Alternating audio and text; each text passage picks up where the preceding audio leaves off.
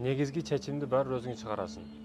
Ал менен кеңешесиң, устаз менен кеңешесиң, ата-энең менен кеңешесиң, бирок акыры баары өзүң чечимди чыгарасың да, акырында аягында. Башкалардыкы макул кылып дейсиң, башка дейсиң. Мен урматтуу мекенешим, кеңешчү адамдар менен кеңешем дагы ушу деңиз менен кеңешип, аягында ушу деңиздин жээгинде орчундуу маселелерге чечимди чыгарамын да. Мусулман үчүн негизи ар бир жер утук болуп эсептелет.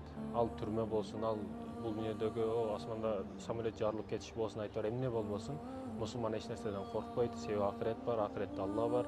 Бул дүйнө жалган дүйнө эмес. Бул дүйнөдө баягы зулум кылгандар түбөлүккө зулум кылып калып кетпейт.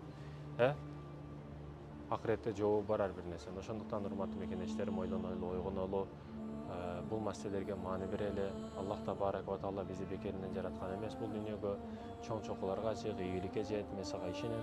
Көп ийгиликтерге жетесиң. Жаштарга мен айтарым, телефон силерди бузуп койбосун. Арзыбаган дүйнө матактарына алданып калбагыла.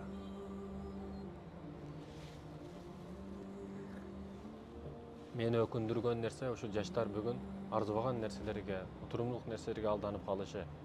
Көп нерселерди кылса болот эле, көп нерселерге жетсе болот эле, көп ийгиликтерге чыкса болот эле биздин жаштарыбыз.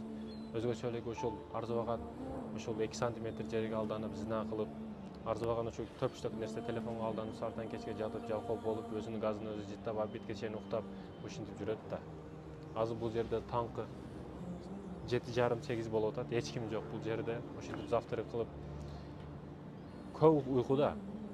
Мен урматтуу мекенешим, негизги эрежем ушу таңды ар дайым кетирбейм эч каяка. Таңды ар дайым бекем кармап калам. Таңдагы береке, кечки шамдагы береке маани бер урматтуу мекенешим, урматтуу жердешим, урматтуу жаш жигит. Жаштыгыңды барктай бил, кадырлап бир.